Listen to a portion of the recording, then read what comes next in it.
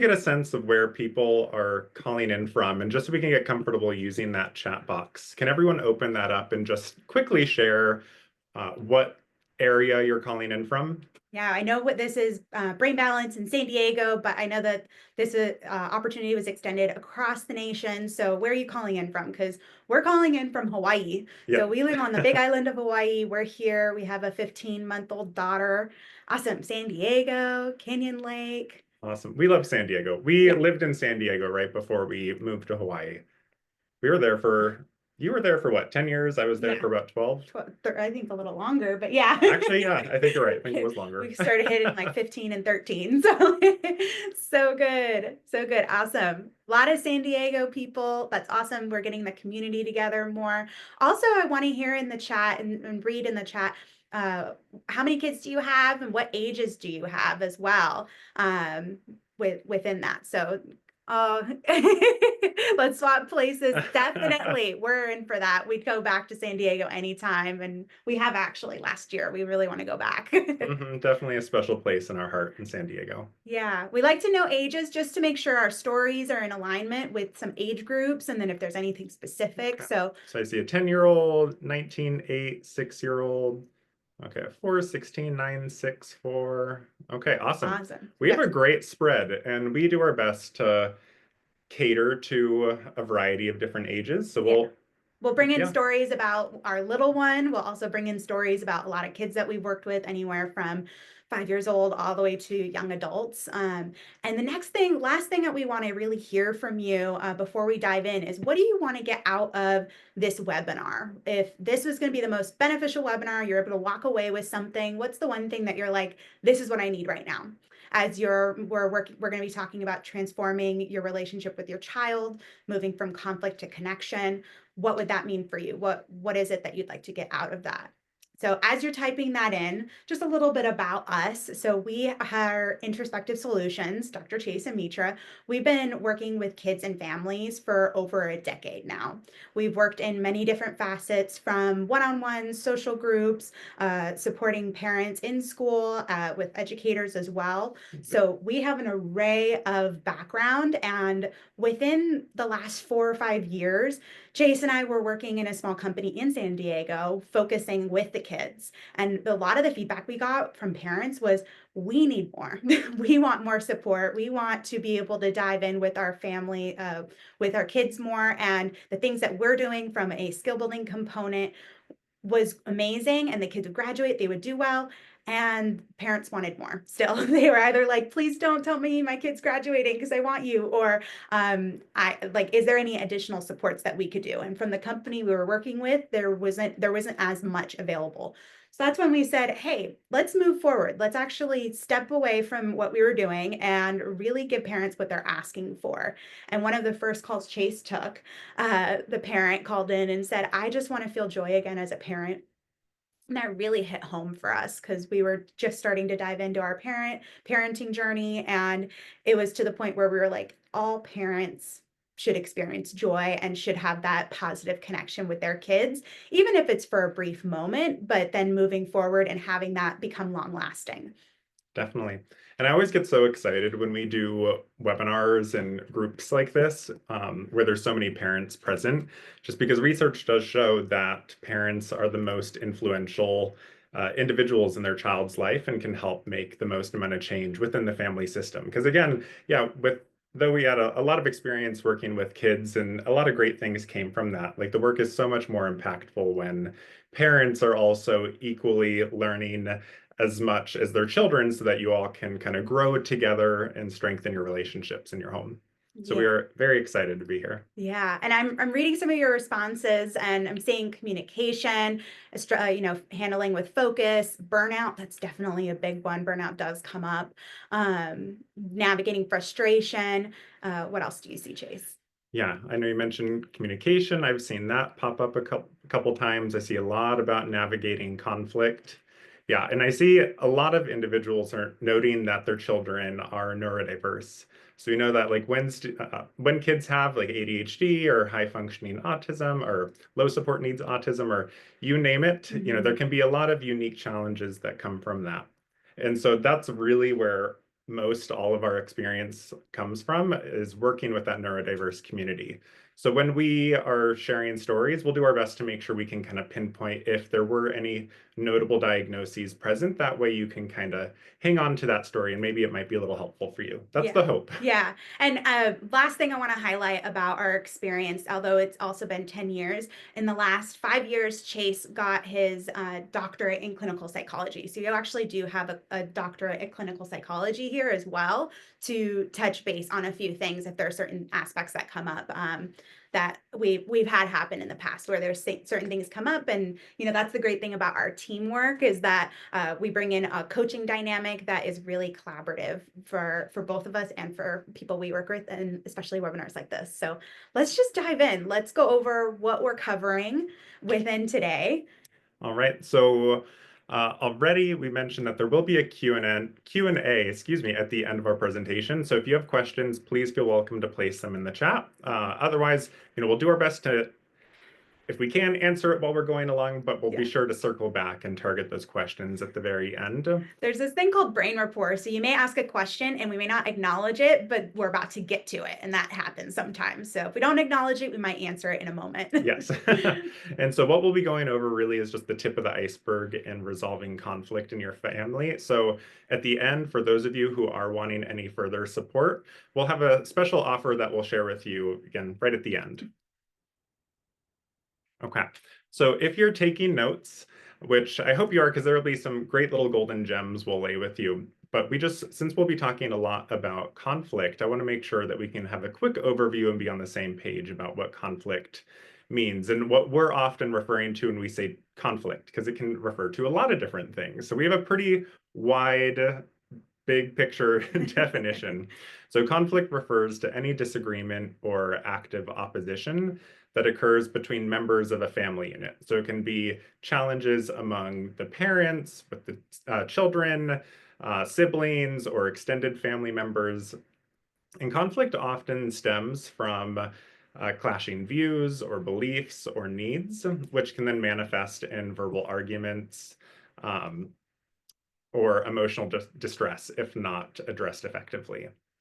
So yeah, what I want to know is what are some common conflicts that arise in your home? So here you'll see on the screen there are some. So if you want to go into the chat and just note like, hey, this one definitely applies to me, or there might even be some conflicts that aren't quite fully addressed here. So there's a lot of great brains here in this room, a lot of parents with your own unique experiences. So I think it'd be great to also learn from one another as well. So this first one here, chores and homework. So I know that's a really big one, especially having worked in schools and worked in homes and just having worked with kids for so long. I hear that probably most frequently. I had a family that I was working with a number of years ago at this point. But the mom first reached out for services because she was having multiple arguments with her son. He was a teen and he had ADHD. There was some suspected autism spectrum, but he didn't quite meet criteria. He had some ODD.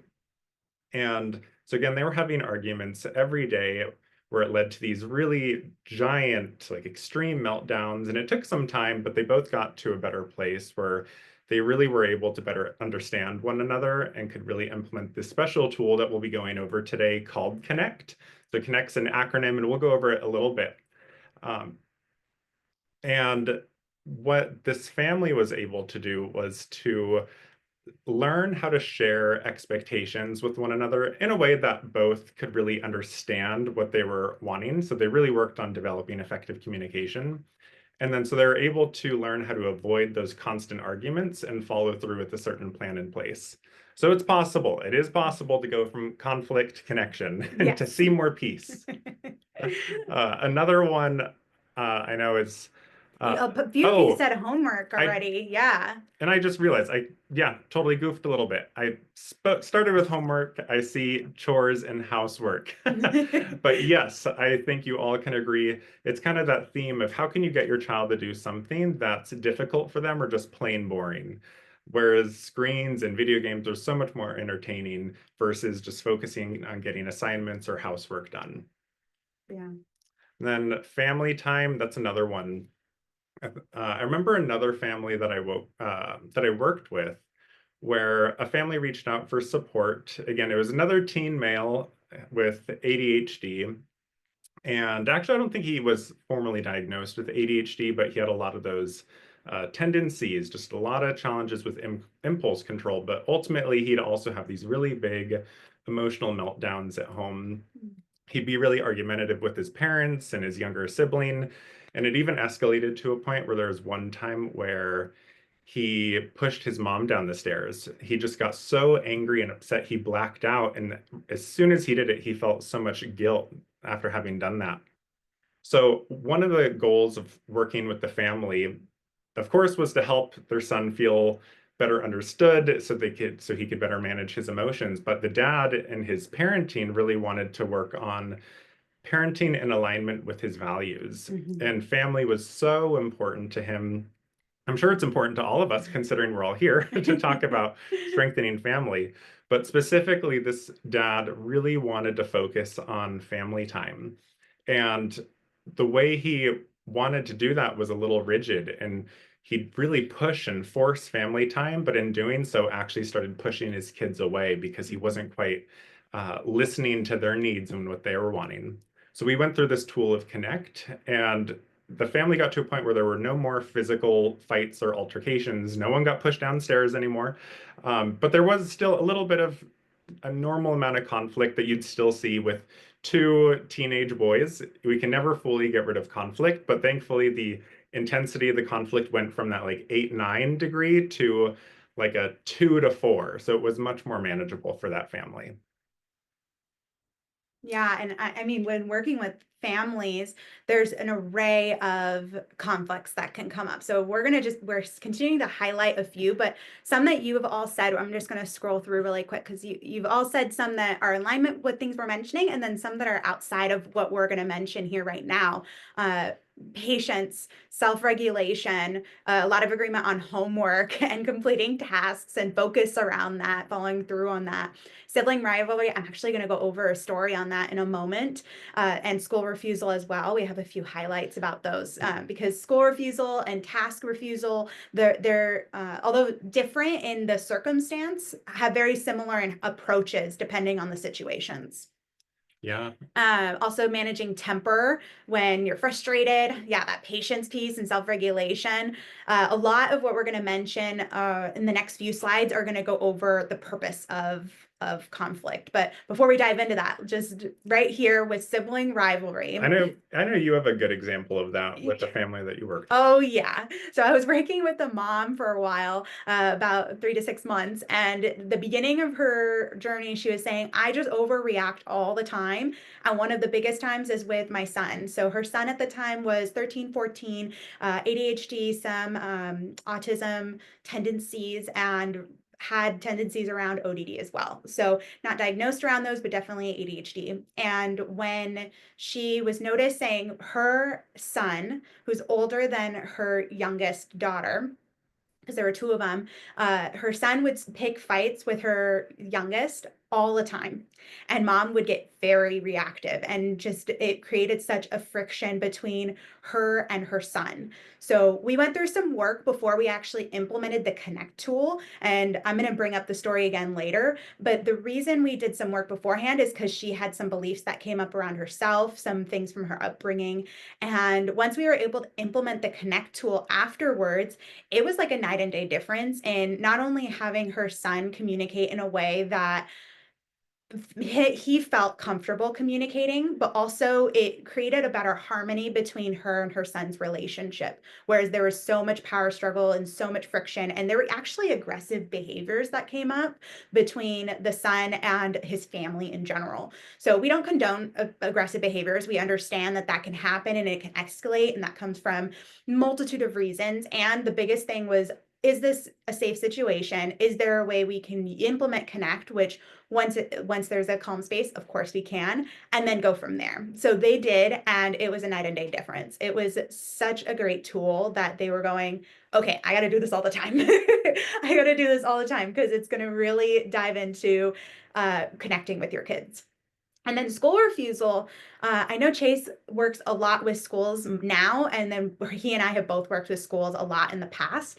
And with schools, especially, there's this feeling as a parent, especially, you're working with the schools, you're also working with like your family, and we've seen it all the time. Like parents, you sometimes feel like there's a conflict with your kid because they are going through whatever they're going through at school, and you also have to implement, well, this is my duty as a parent, that you have to go to school. It's a part of the, your upbringing is your education, and that's their right as well. And then there's also this conflict that can come up around, the service providers that you might be seeing, just because things may or may not be working, and finding solutions. So the conflicts can definitely start to bubble to the surface. And really, conflict is, we want one thing and another person wants something else. So this goes with conflicts between yourself. You may have internal conflicts. There may be conflicts with you and a family member, you and your partner, and you and your kids, and even service providers as well. And I think the biggest notice is whenever a conflict comes up, because there's multitude of reasons why, and you're here and you understand that conflicts come up because, and you're here to navigate that because you care. You care and you want to connect more with your kid, yourself, and your kids. So in connecting with them, connecting with yourself, let's break down the purpose of conflict. And what we mean by that is there's a reason for conflict to come up. So it's either to feel heard and understood, to feel seen, to advocate, to express yourself, to express stressors, to express what's happening, and to feel safe. That's another big one. And really, when we think about conflict, is that we typically focus on the discomfort. Like we may notice that, oh, this is uncomfortable, or oh, this isn't working, and or the problem that's coming of it. But I'm curious, just I want you to think about this more in your space. What you're feeling when you really read these purposes of conflict. Like really just tune in when you're seeing them and going, okay, all these conflicts around, sibling rivalry, homework. Wow, okay, what purpose of conflict might be coming up when those come up? And in the chat, what I do want you to answer is, do you personally see conflict as a negative or a positive experience? So put in the chat. I see, so you can say positive or negative. We'll know what you mean by that. I know something that I hear people say a lot of the time is that they are afraid of conflict, or they seek to avoid conflict at all costs. Mhm. So I feel like, yeah, I'm already seeing some positive, some negative. Yeah, okay. And that's super normal. Mhm. Absolutely. Negative. It's uncomfortable. It isn't fun when conflict comes up. And what I want everyone to get out of this, and Chase too, we both want you to get out of this, is that conflict means that there's a problem. And also, it means there's a pull for connection.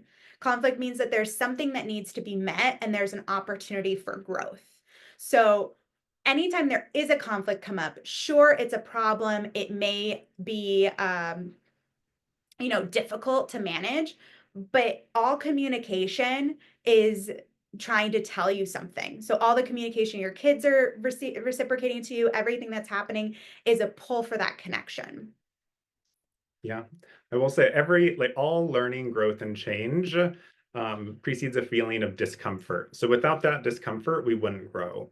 So that's one little seed we certainly want to plant, is that conflict doesn't necessarily mean it's a bad thing. Yes, it might be temporarily uncomfortable, but how can we use these opportunities as a way to grow together and Mhm. to connect more with your child?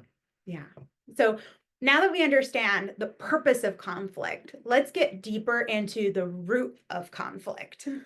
Okay, so there can be many roots of conflict. This is by no means an all extensive list of where conflict might stem from, but these were just some of the really common ones that we've seen in our experience, and from research we've looked at and people we've consulted with. So we might see communication challenges. That's super common. Just, Mhm. if we don't know how to communicate with one another, of course there's going to be some challenges.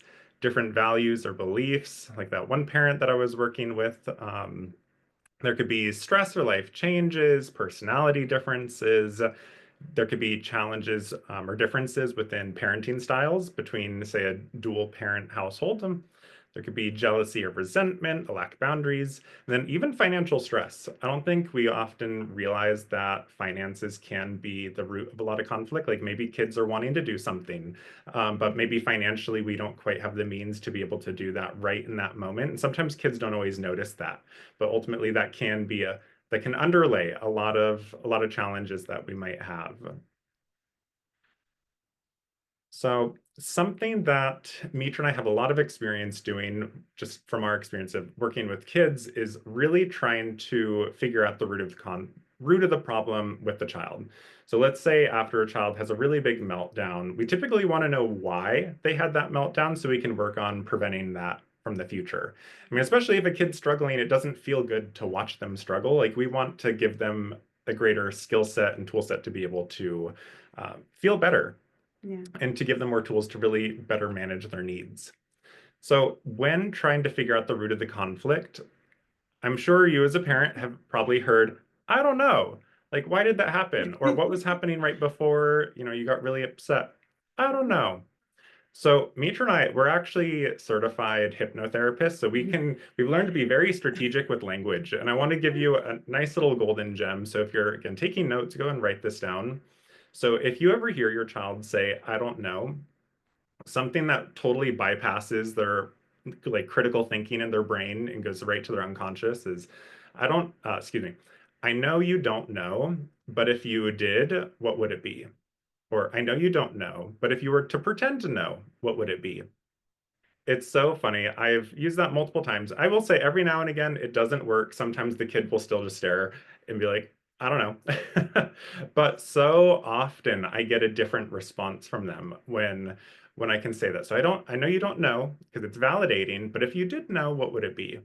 And then so kind of also plants the seed for creativity to get them to think like, yeah, you're right. I don't know, but I think it was when, it sounded like I was being judged. So, it could be anything, but ultimately we just want to be flexible to really help our children. So something to be mindful of when it comes to having difficult conversations with a child to get to the root of conflict, we must also work on establishing rapport before we have any potentially difficult conversations. Mhm. And rapport is so important. It's really the building block for all relationships. Rapport is also needed to help maintain relationships. Mhm. And essentially, the basis of rapport is that people like people who have things in common.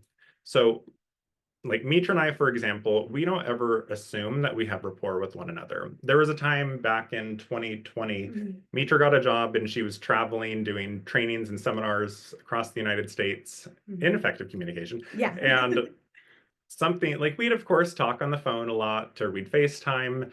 But when she came back, we were very intentional with actively building rapport with one another versus assuming we already had it. And that same goes with every day. He goes to work. I'm home with my daughter most days, and when he comes home, I don't assume I have rapport with him because he was just out of the house and he didn't, see how our day was. So we don't assume we have rapport ever. Mhm. And I think that really is crucial. I was working with a client. He at the time was 7, 8 years old.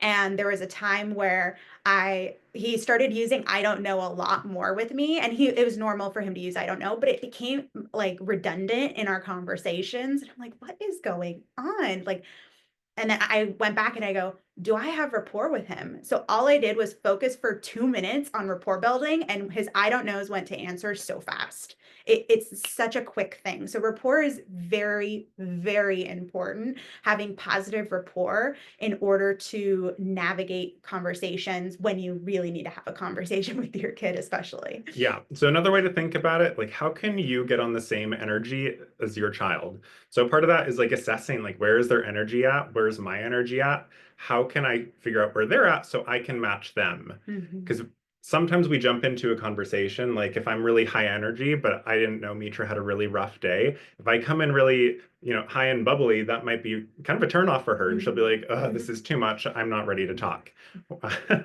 So just planting seeds. I know this is a lot. um, Another seed to plant, I think I'd already mentioned this, but when we're having these difficult conversations, it's our job as the adult, as the parent, to be flexible when resolving conflict.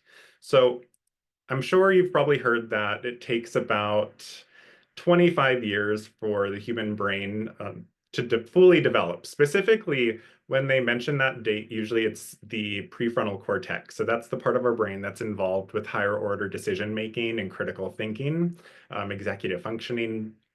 And kids' brains are not fully developed. Mhm. So sometimes, we might expect more of them, more than what they're actually able to do.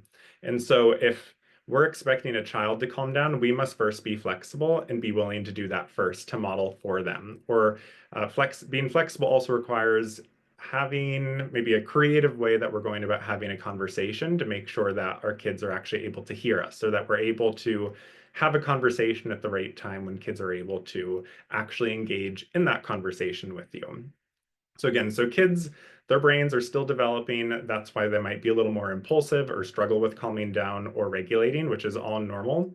And we can't expect them to be the ones to navigate conflict.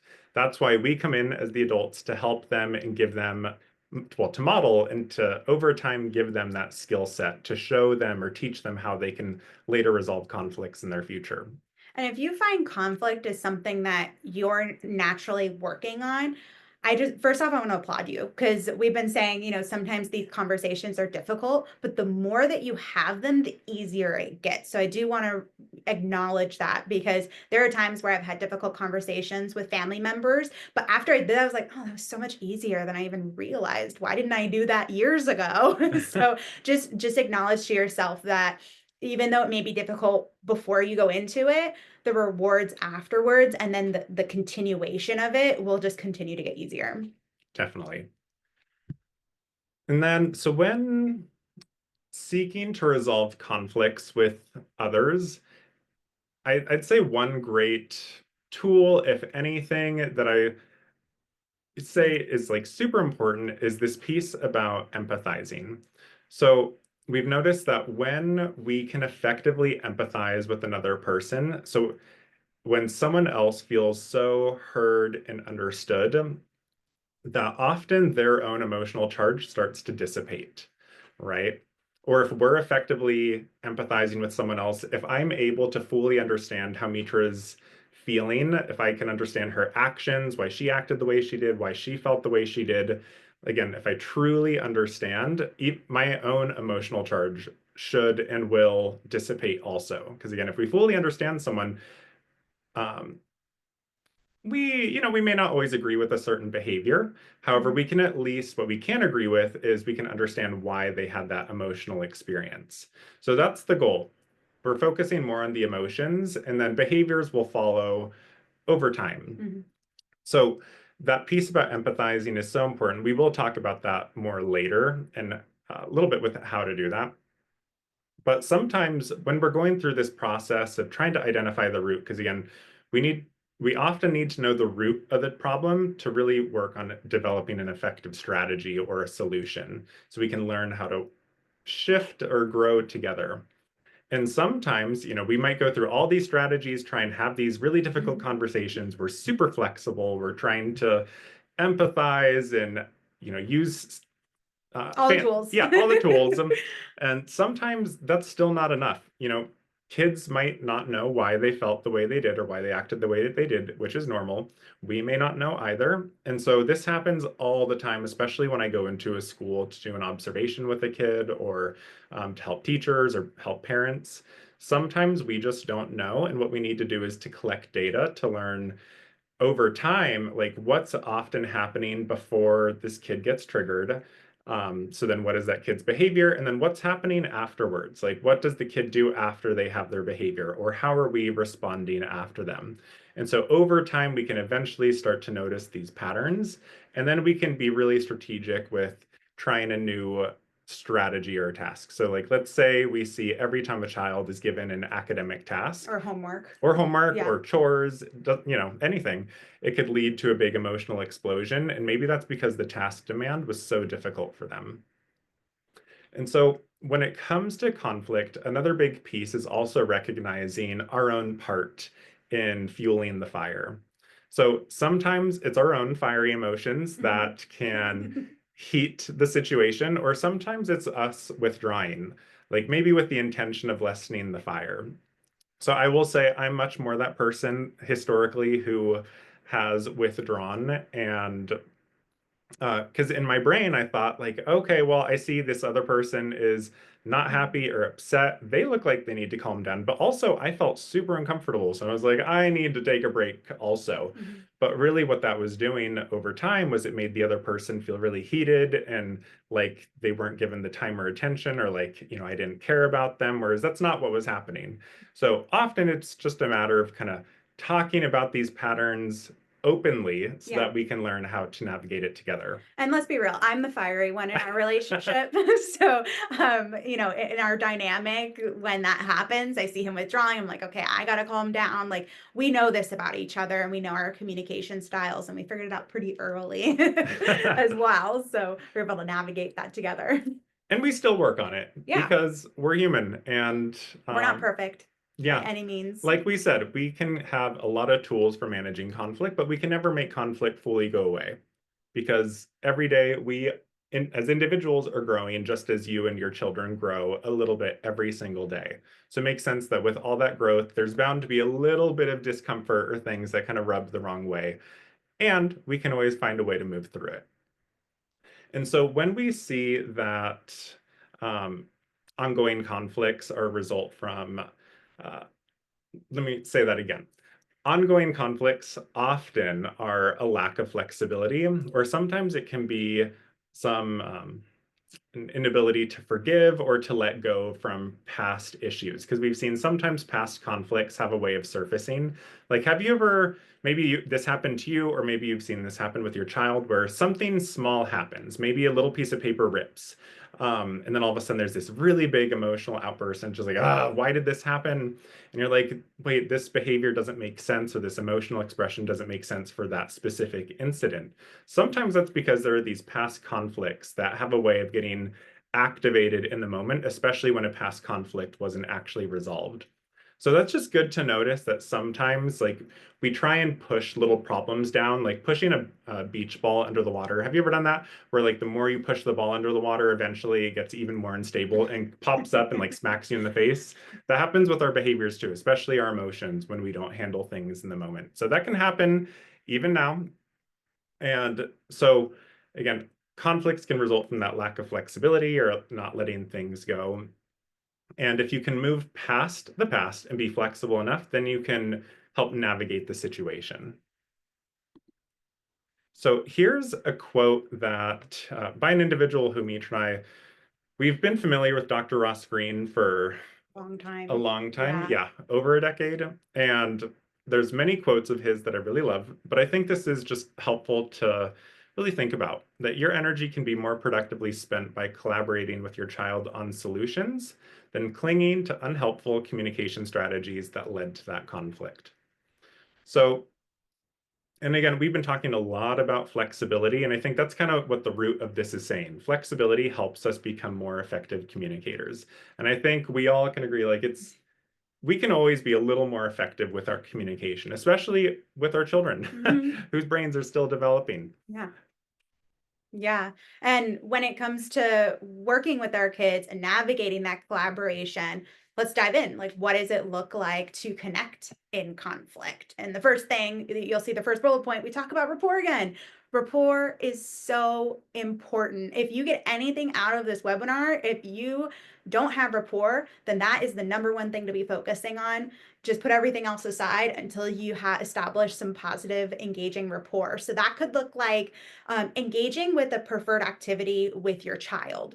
And let's say your child prefers video games, but it's not in your wheelhouse. You're like, I don't really enjoy doing the video games, but maybe engaging about like, what's the game you're playing? How does it work? And like getting them to talk about it, like, what's your favorite part? And that can at least start triggering a positive conversation around their likes. And you can even bring in like, oh, when I was a kid, like I know Chase loved doing certain video games, but not all the video games. Then he would start bringing in his own, like, oh, when I was a kid, I played with these games and I still love to play with them if I could, and things like that. So it's a way of engaging with your kids so that when you do have times of conflict or times where you have to put your foot down as the parent and be like, this is how it needs to go, then you already have rapport with them. So that's what it can look like to connect as well. It could also look like truly understanding someone else's perspective, practicing patience, which I know a few of you mentioned, practicing patience, but it's also so that to practice that patience so that you can hear them speak instead of just getting caught up in the emotion and then staying in your bubble. It's really hearing the other side of it and being aware of your tone, your voice, and as well as your body language. It's all communication. It's more than just your words. Connecting can also look like speaking when another person is able to calm and listen. So when it's the heat of the moment, that's not the time to resolve it. It's connecting through that in a calm space first. And it can also look like, I know Chase mentioned empathy already, but it's validating someone's feelings, just acknowledging that. So because that'll start building trust. It'll start building trust. Like I acknowledge that. And it could also look like connecting could also look like building trust so that when you need to put a strong word in, not only in those positive times of, hey, we're gonna go get ice cream, and then you follow through on that, not like, oh well, it's late, we probably shouldn't do that. No, if you said you're gonna go get ice cream, you follow through on that, because then they're gonna start hearing you and trusting your word. So then when you have to set a boundary, they're gonna hear it and go, oh, they mean business right now. They're being serious, because what can happen is empty promises on the positive, but also on the times where you need to put your foot down. So you want to make sure from the positives and the times that you need to set your boundaries that both are followed through accurately, because that's going to build that connection. And one of the last things, and I know there's so many more, but just for the sake of time, is fostering a collaboration, like Dr. Ross Green's quote that Chase just mentioned. It really finds a benefit if everybody's working together. And what can happen, because we've seen that some kids have aggressive behaviors or undesirable behaviors, but that attention we've noticed, with kids, like they want that attention because research shows that kids would rather have that negative attention than no attention at all. So it's a matter of noticing, okay, this connection is being sought out. How can I adjust that connection seeking to be a positive attention or more appropriate behaviors? So in those moments of, okay, my kid is experiencing some type of negative attention or they're having this emotional experience, I want you to take a moment in past experiences and go, how were you feeling when your child was exhibiting those negative attention seeking or going through their own emotional experience when those conflicts arise? Like, are things boiling up to the surface and exploding for you? Or are you navigating your own emotions in the moment? Or like, what are you doing? So just take a moment with that. And I like notice that. So then going, okay, I acknowledge this. We're going to give you a tool on what to do in that, and just acknowledge we want our kids to thrive. We want them to do well. Dr. Ross Green said, amazing quote, kids do well if they can. If we give them the resources, we give them the tools, they can do well. Same goes with us as parents. We can do well if we can. When we have the tools and resources, we all have that available to us. And sometimes it can be really hard to see our kids struggle, and we want them to do well. Now, when we show them how to regulate themselves, that happens through modeling. We have to do that first. It's a stepping stone to empowering towards that collaborative resolution. So, one thing that you can do, it's super simple, and I'm sure you've heard it, but research shows that taking a deep breath will not only help your neural pathways regulate, but will also offer opportunities for your child to model that as well. And to give you a pro tip, when you're doing a deep breath, if anything, focus on your exhale. You just want to ensure that your exhale is longer than your inhale, because that's what tells your central nervous system part of your brain and body that you're safe and it's okay to relax. Again, when your exhale is longer and slower, and you just work on focusing on your breath. Yeah. And you have to focus on it when you're already in a calm state. if you don't practice deep breathing and then you get frustrated and you're like, all right, I know there's this tool. I need to try it right now. It's not going to work because we have to train our body when we're in a calm state. And this goes for our kids too. Yeah. If your kid's angry and upset and you haven't talked about deep breathing, don't tell them to take a breath because I guarantee you it will trigger them. You need to calm down. Yeah. It's like, you're right. I do need to calm down. Heat the moment. That's not the time to resolve conflict. That's the time to take a step back. Like, let's say your boss comes in and they are heated. Like, you don't want to be scolded by a boss. Your kid doesn't want to be scolded by you either. So it's easier to connect when you have that calm conversation. So I want to loop back to school refusal because I know a few of you mentioned like school refusal or task refusal. Chase did work with, he's worked with many clients. I've worked with several as well around school refusal, but one in particular was experiencing a lot of anxiety, specifically social anxiety in school.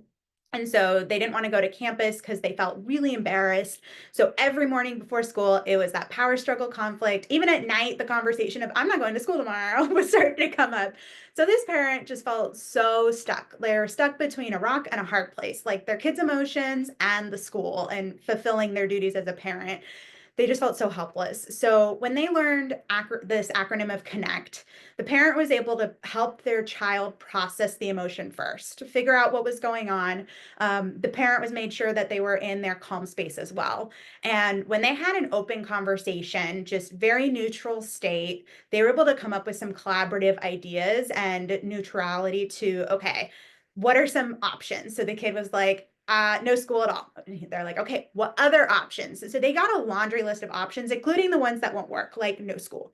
And they had a conversation, and the parent was like, look, I get it. This time I had, they were able to bring in their own stories of struggles that they went through.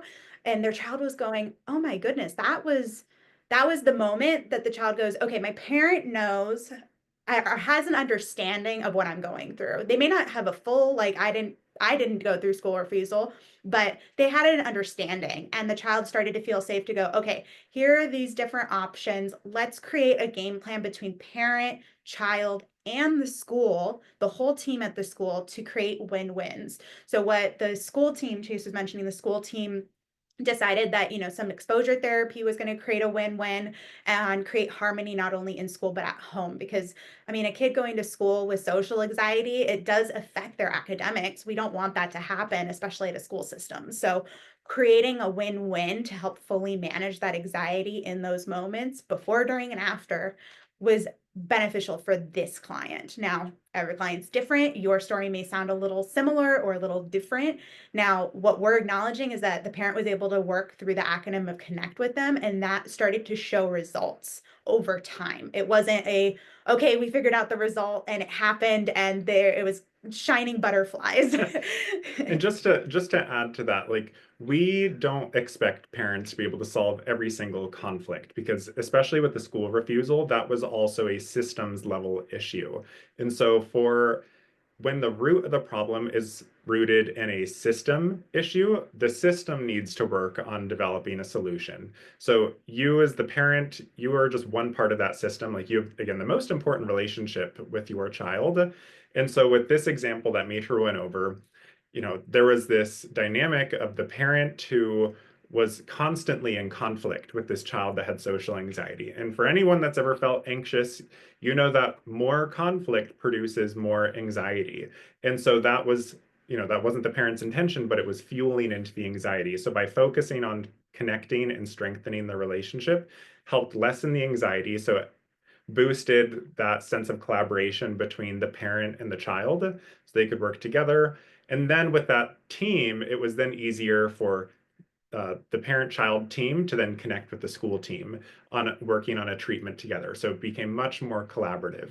So ultimately, that's our goal. Like, we really want to work on connecting, collaborating, creating safe spaces for children, but also doing it in a way where you as a parent feel positive and supported throughout the process. Yeah. So when our emotions are supercharged, connecting can feel like the last thing. I mentioned my previous client that had the sibling rivalry. I'm going to revisit that story because the key point that came up before we implemented Connect, the acronym Connect, was that this parent, she was parenting how she wanted to be parented, which is totally normal. It's very normal to go, okay, I didn't receive this as a kid. This is what I want to make sure my kids have. If I didn't receive enough love, then that's the kind of thing I would do with my kids. It's so normal. So what happened in her past was whenever she'd get in sibling rivalries, her parents would leave them to fend for themselves. And she felt like it was the worst thing ever. So that's why she always stepped in. But she felt like she was stepping in to protect her daughter because she saw her daughter as herself as a kid, and it wasn't necessarily what her kids needed them to do. So she had to first work on letting go of her past, come to a resolution about her own childhood and her own upbringing. We went through some forgiveness, we went through some release work.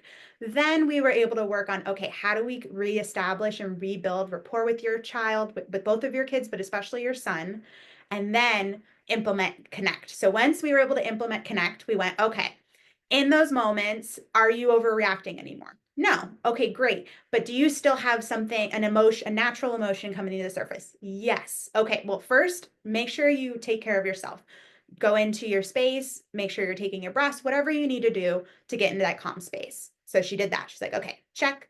What's next? So next, she opened a communication conversation with her kids, only when they were also in a calm space too. So in the middle of it, they eventually came to an agreement like, okay, sometimes they need space, sometimes they need, creating harmony, because sometimes the arguments and conflicts did become aggressive from her son. So making sure the space was safe.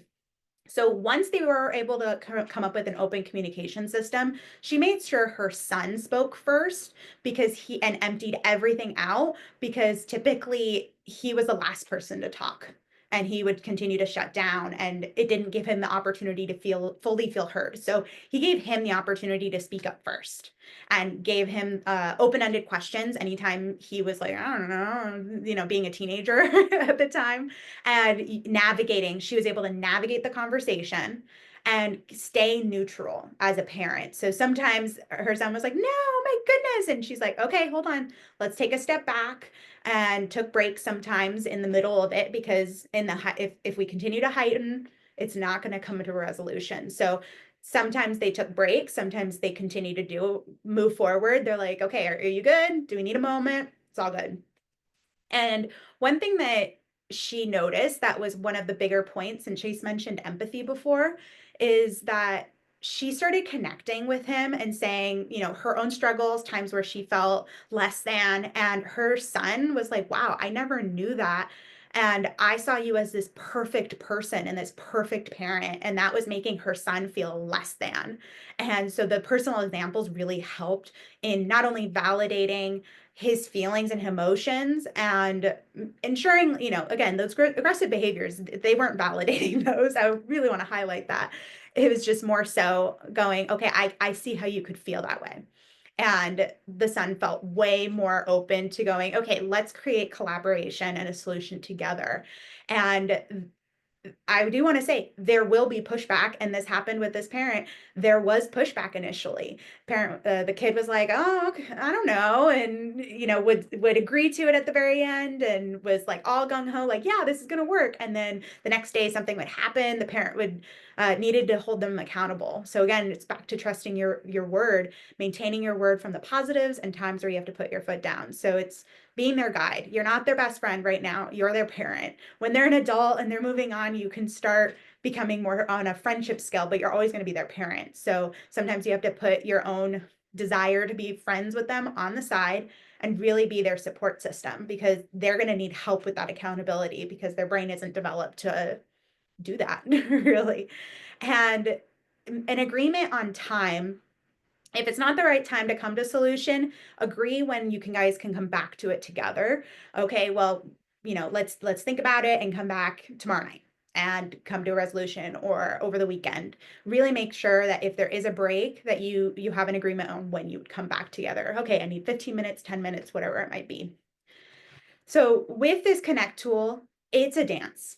We're gonna flow through the acronym. We're about to go over the acronym in a moment, but it is a flow and a dance. You move through each step, and sometimes you may need to go back to certain steps, and it's not just like step one, do this, step two, do this. It's a fluid motion. You're implementing all at once, basically. It's fun though. It seems complicated, and again, with practice, like everything gets easier over time. Yeah. So connect. Here are the main steps. You calm down, you create an open communication, navigate the conversation, ensure you have neutrality, empathize, create a commitment, and throughout the whole thing, timing really matters. So we'll break down each one a little bit more. We've talked a lot about each of these, but we're going to break it down within each now. So calm down. So you just take that moment, take that breath, reduce your emotional intensity and the intensity of your kids or anyone else that's around. And when that conflict arises, our initial reaction might be heated and reactive. So by pausing, you take that moment, take that step back, you're going to create more mental space for yourself and more clarity and rationality as well. So then you create that open communication to show once you have that step back, establish rapport. Take that moment, reestablish rapport, encourage that open, honest, direct communication, that dialogue. And it's where all parties feel safe expressing their thoughts and feelings. So acknowledging your kid to speak first.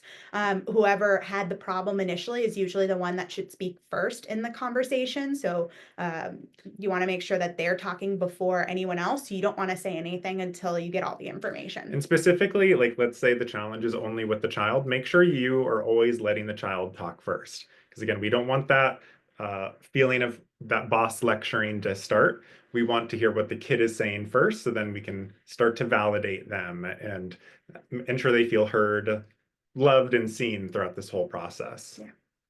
And so this next one, the first N, navigate. So this is where we, as the parent, are the leader in the conversation and need to provide a safe space for your child when speaking with them. So again, because it's really difficult to have tough conversations sometimes, we need to help guide the child in having this conversation. And we need to be really flexible and creative in finding pathways forward that address the specific issues. And then the second N is neutrality. So this is where we maintain an unbiased and objective stance when engaging in the conflict resolution process. So we really want to avoid taking sides or making judgmental statements, especially if you have two children who are arguing. We don't want to take one child's side. We want to maintain that objective stance. We want to refrain from criticizing your children and also refrain from criticizing yourself. That can be very normal to have judgments towards ourselves, but when we're engaging in conflict resolution, we want to refrain from any criticizing. And for the record, criticizing children never helps. But none of us like that. It doesn't feel good. And we also want to focus on the issues at hand rather than personal attacks or past grievances. So again, with that piece of neutrality, like that one example of my client who pushed his mom down the stairs, again, we don't have to agree with the behavior, but we can agree and understand the emotion of anger and frustration. So that's what neutrality is coming at. And then also empathize. We've talked about this a lot now. I hope that's like a very straightforward one. That's like, yeah, of course we want to empathize. It makes sense. So really that's just where we put ourselves in another person's shoes to try to understand their emotions and perspectives. So it should be your goal to truly understand why your child feels the way that they do. When empathizing, like in order to better connect with your child, like what Mitra had mentioned a couple times, you may want to add in personal stories and struggles that you've gone through. Like it feels good to know that, yeah, okay, like as an adult, I'm not perfect. I have totally yelled at people when I shouldn't have yelled or acted in a way that I shouldn't have done. Because that can be very validating for kids and very disarming to be like, oh, I get it. Okay, it's a human thing that I just did. Okay, that's not a problem.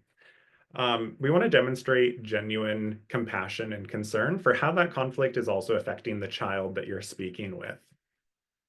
And throughout this process, finding opportunities to validate the feeling by restating how they're feeling, again, without necessarily agreeing with all the statements or actions.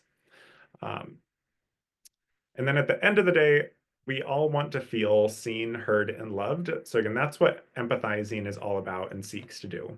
Yeah. So then once you're able to implement all of this, that one of the last pieces is creating a commitment. And that's a potential solution that's identified Everybody agrees. And what's cool is if you bring your child into the conversation, they're coming up with their own solutions before you even offer ideas, because then that'll help build up their critical thinking skills and problem solving skills. And, offer solutions if they're having any stumped, like, hey, what do you think about this? What do you think about that? And at the end of the day, you have to create an accountability. Okay, if this doesn't happen, then what? Create an understanding of how you're going to all move forward, how you're going to show up as the parent, how they show up as the child, and what you can expect of each other, and building trust around your word around that. So if you have to hold them accountable or you need to set that boundary, it's expected at this point, and you are going to follow through on your word with that. And it'll come. They may push back, and as you continue to implement everything, you're going to build up not only more respect but appreciation, because they understand now, and they have a better understanding as they get older on why you as a parent did this, even if they don't understand in that moment. And one of the last letters is time matters. And it's recognizing when's the right time, being patient to come to resolutions. If you don't have it in that moment, come back to it. It's totally okay. And this should be a proactive process. So if you've already had conflicts, you don't want to do this acronym in that moment of the conflict. You can do it retroactively so that you're proactive in the future. So that's connect, calm down, open communication, navigate, neutrality, empathize, commit, and time matters. That's the tool. That's what we recommend you do with your family, with yourself. You can even do this for yourself as well as a way of practicing. Recommend any place that you normally have conflicts, if it's in the kitchen or somewhere, just have like a little post-it note or something that has connect on it and it's visible, so that it's just staying in your awareness at all times. I know some parents like writing on their hand or having reminders on their phones. So, make that best decision for you. So I know we're right at the nick of time. We're going to wrap up, and we're going to leave space at the very end for some Q&A. I haven't seen any come in yet. Actually, I think we see one as well. But one question that we have is how you can stay connected with us and what's the next steps. So staying connected with us, we are on Facebook, we're on Instagram, My Introspective Solution. So that's our handle. And we do have a freebie on 6-step guide to effectively communicate with your neurodiverse child. So I am going to put that in the chat in a moment. Here we go. I'm going to put that in the chat so you have access to that right now, and you can download that immediately. And we do have a special offer. So for any of you who are looking for more support on implementing this type of tool, as well as just going through any of your own, gathering your own parenting power, really being confident and congruent in your communication with your kids, we do want to add value to you. So we do have a special offer till the end of the day on Thursday. So that is February 6th. At the end of the day on Thursday, we do have a special offer of you're eligible for 25% off a 2-hour communication reset session with us. And that's where we will be able to go through more in detail about your current situation and how we can navigate that with you. So if you are interested, and we do have a free, 15-minute connection call, you want to touch base with us, feel free to sign up for that. If you schedule that within the next 2 days, you get 25% off that session.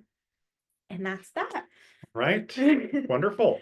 So any questions? We're going to stay on if you have questions. I know there was one that came in on who's going to be there to make us feel better as a parent. When I saw that, I was like, oh, we're going to get to that one at Q&A, because I think that one's a good one. That really is such a good one.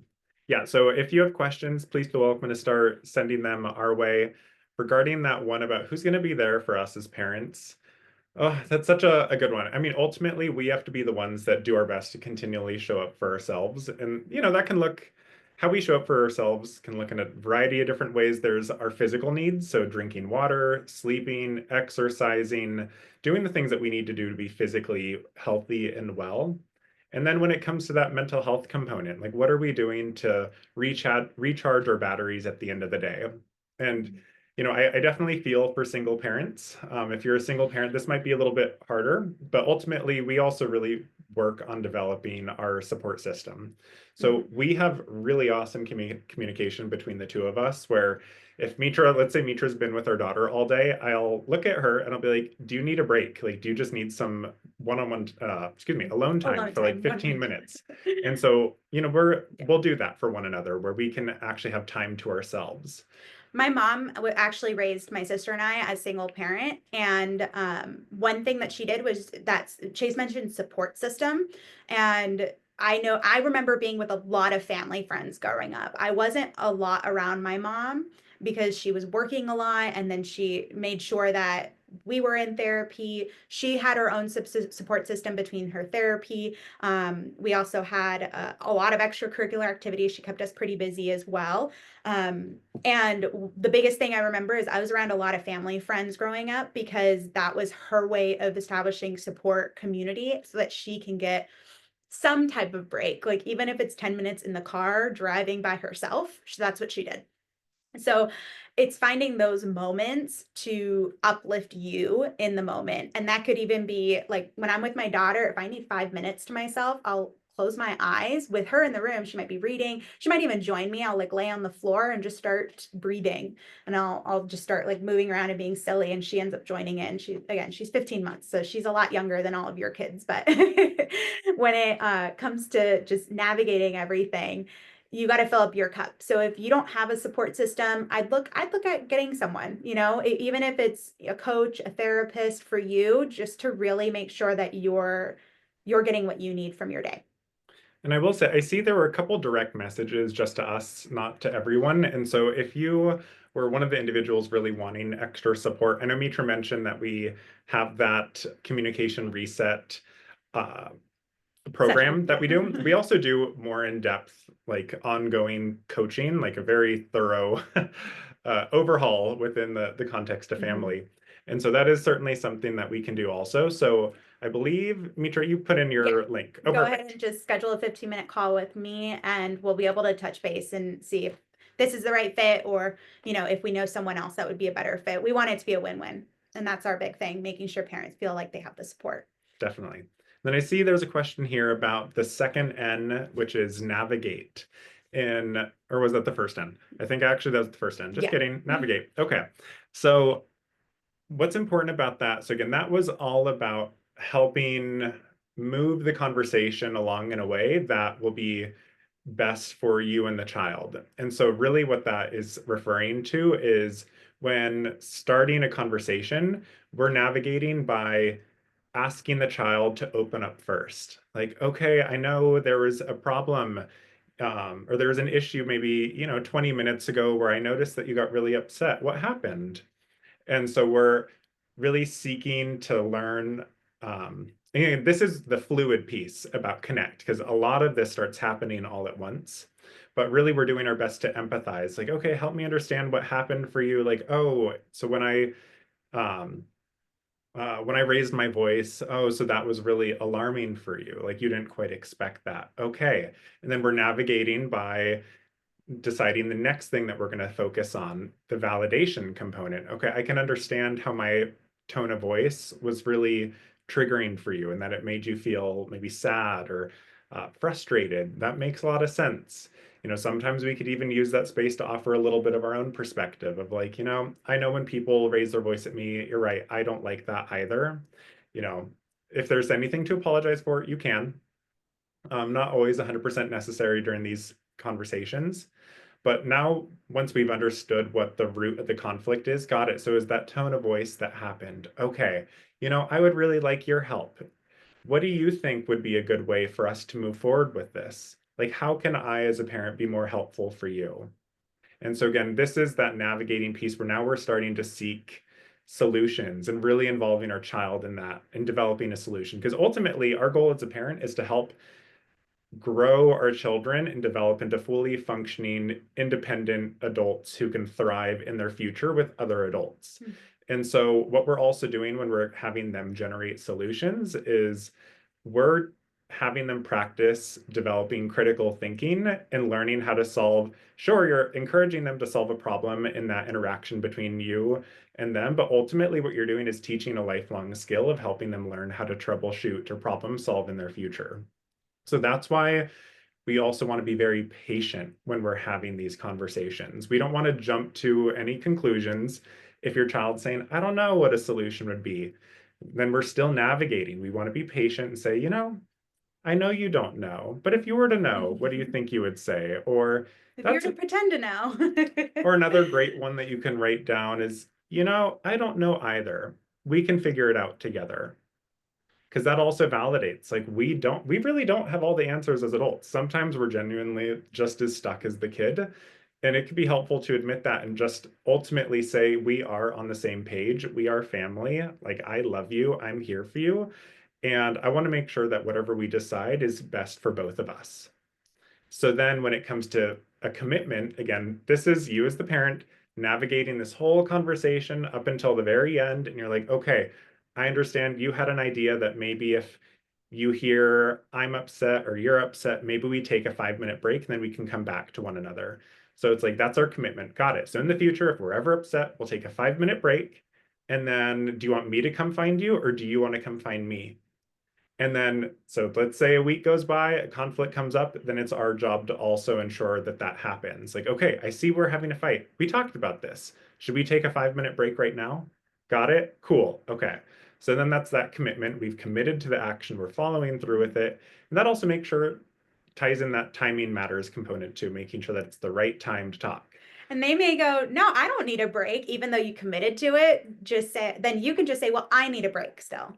Then just take the ownership off them saying we need a break. Just say, I need a break. I need that 5 minutes right now. And that just takes ownership, not only for you and acknowledges to them, and it'll help minimize it. So you're modeling it.